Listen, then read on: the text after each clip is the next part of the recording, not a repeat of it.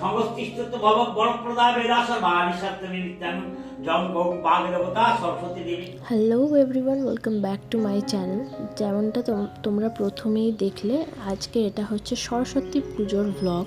সবাই তোমাদের সাথে সরস্বতী পুজোর get ready with me, Saraswati পুজোয় ঘুরতে যাওয়া, এটা ওটা প্ল্যান মানে শেয়ার করে।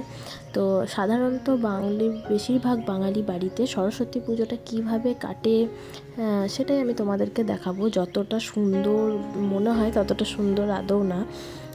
পুজোর সময়টা খুবই ভালো লাগে, তারপর সারাদিনে প্রচণ্ড খাটনি থাকে, কারণ বেশিরভাগ বাঙালি বাড়িতে একটা ষষ্ঠীর রান্নার ব্যাপার থাকে। সরস্বতী পুজোর দিন রান্না করে তার পরের দিন খাওয়া দাওয়ার ব্যাপার থাকে। তো সেসবের জন্যই কিন্তু অনেক ঝামেলা থাকে সেদিনটা। তো সেটাই তোমাদের সাথে শেয়ার করব। এখানে সকাল সকাল আমি আর আমার ছেলে পুষ্পাঞ্জলি দিয়ে বাড়িতে পুজোটা সম্পন্ন করে প্রসাদ খেয়ে এরপর আমি কাজে লেগে পড়েছি।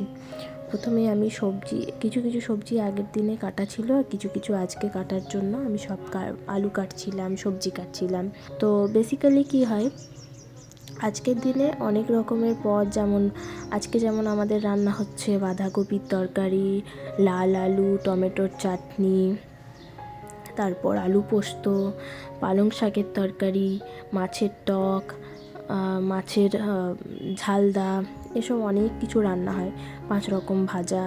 তো এইগুলো সব অনেকটা করে রান্না, কারণ অনেকের বাড়িতে অনেক লোকও খায়, অনেক লোককে নিমন্ত্রণ দেওয়া হয়, তো তারাও এসে খাওয়া দাওয়া করে। তো এখানে আমার বর মাছগুলো ভেজে দিচ্ছিল, এখানে আমার শাশুড়ি মায়ের ভাজাভুজি চাটনিটা রেডি হয়ে গেছিলো, তারপর অন্য সব রান্নাগুলো মা এখানে করছিল।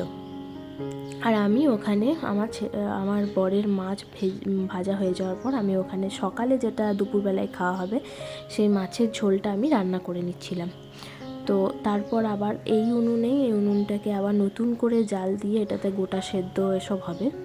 তারপর সন্ধেবেলায় সব কিছু সেরে এখানে ষষ্ঠী পেতে দেওয়া হয়েছিল।